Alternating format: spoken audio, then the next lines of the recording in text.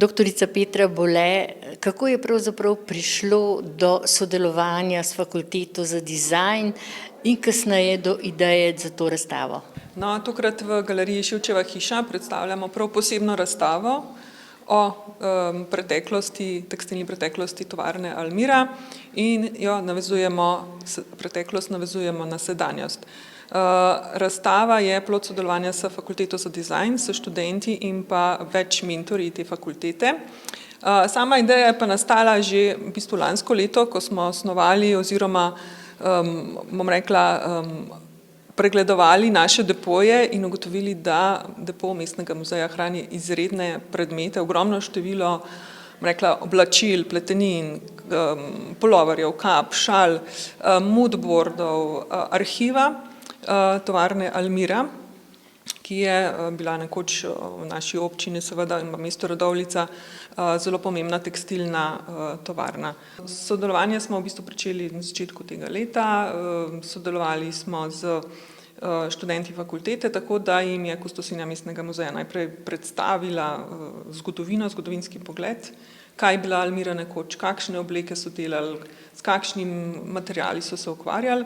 In moram reči, da so bili študentje navdušeni nad tem predavanjem, ker je bilo to za njih, za marsikoga, nekaj povsem novega.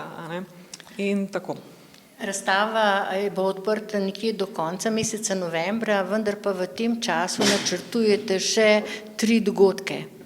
Res je, razstavo smo odprli na občinski praznik 5. avgusta, odprta bo do konec novembra. V tem času smo že izvedli javno vodstvo, profesorice Tanje Devetak je tudi soavtorica te razstave in nam je v bistvu predstavila podrobnejše oblikovalski opus Vesne Gabršček Ilgo, glavne oblikovalke v tovarni Almira, tudi zaslužne za številne nagrade. V začetku oktobra pričakujemo izid zbornika Mestnega muzeja, kjer bodo objavljeni prispevki strokovnjakov z tega področja, bodo govorili o preteklosti v Almiri, pa tudi o prihodnosti. Potem pa napovedujemo tudi tako imenovano kavarno Almira, muzejsko kavarno, kjer bomo zbirali stare zgodbe nekoč zaposlenih v Almiri in pa 2 delavnici in upamo, da se bomo v eni izmed teh tudi naučili ponovno plesti. In že vse od začetka je ta razstava zelo dobro obiskana.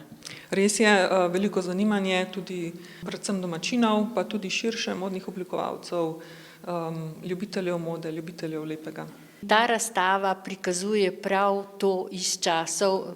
Lahko rečeva, da je to neka zapuščina, ki jo prikazujete v Šivčevi hiši. Ja, pravzaprav je razstava nekje razdeljena v 2 dela. V prvem delu smo poskušali predstaviti samo en majčken del te zapuščine, ki jo hrani naš muzej.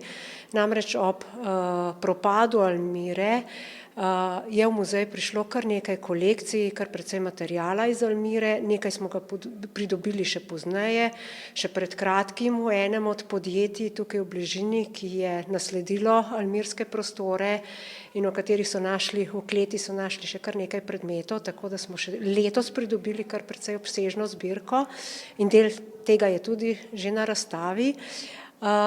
Želeli smo predstaviti samo en del tega obsežnega opusa, ki ga imamo, to pa obsega kolekcije, moodboarde oziroma skice, nekaj tehnične dokumentacije, samo majhen izbor nagrad, ki jih je Almira prejemala na sejmih v Sloveniji, Jugoslaviji, pa tudi v tujini.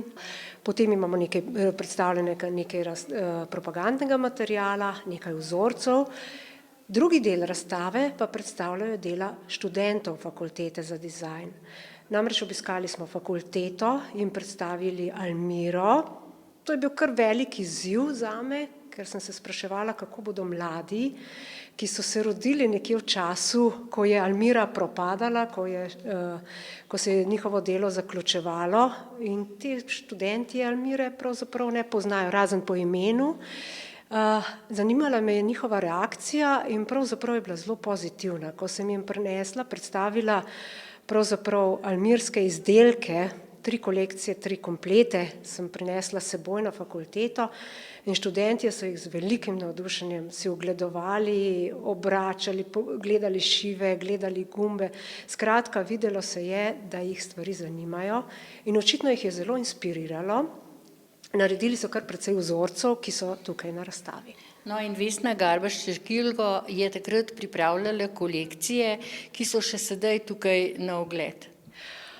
Tukaj na ogled je samo ena od kolekcij, to je kolekcija La Paz, namreč izbrali smo kolekcijo, od katere imamo pravzaprav največ tudi materijala, od razstavnega materijala do skic in pa tehnične dokumentacije, drugače pa muzej hrani veliko več teh razstavnih kolekcij. Za vse tiste, ki pa so bili zaposleni, pa ostaja Almira samo še nekak spomin. Ostaja spomin, zanimivo je tudi, ljudje še vedno nosijo njihove almirske izdelke. Tudi ko smo imeli otvoritev, nekdanji zaposleni, vsaj nekateri, so prišli oblečeni v izdelke iz Almire. Tako da Almira nekako še vedno živi. Je pa velika želja muzeja, lahko tukaj povem, da bi pridobili stalne prostore za stalno razstavo o Almiri. Ti prostori pravzaprav ne bodo majhni, glede na to, da je zbirka kar obsežna in naša velika želja je in tudi iz tega razloga delamo te razstave, da opozarjamo javnost, da je potrebno za nekaj takšnega, kot je Almira, imeti stalno razstavo in jo predstavljati tako domači, kot tudi tuji javnosti. Zagotovo bi si to Almira zaslužila. Vsekakor.